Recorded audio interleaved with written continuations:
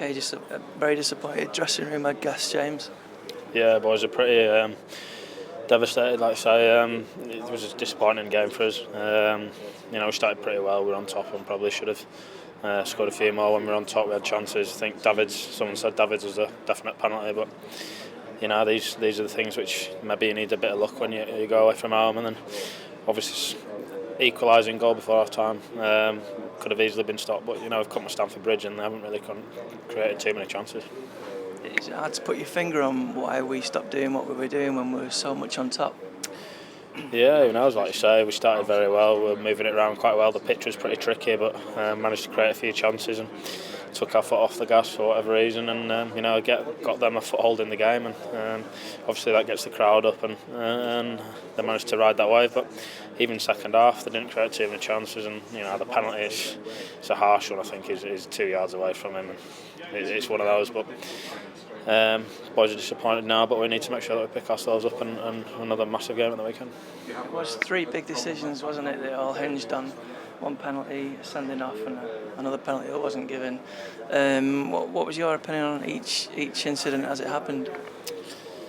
The first penalty, I couldn't really see too much, to be honest, but I know David said it was definite, and coming at half time, and the lads have seen it on the video, said it was. So, that's obviously a big moment in the game as well if you go 2 up there. Clichy sent it off. I don't know. I think the second one was probably a booking. I can't remember his first one, but it's always going to be tough when you go down to 10 men there.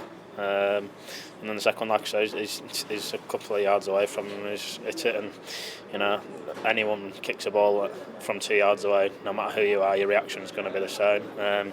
So it's a tough one, but it's been given now, and we have to move on.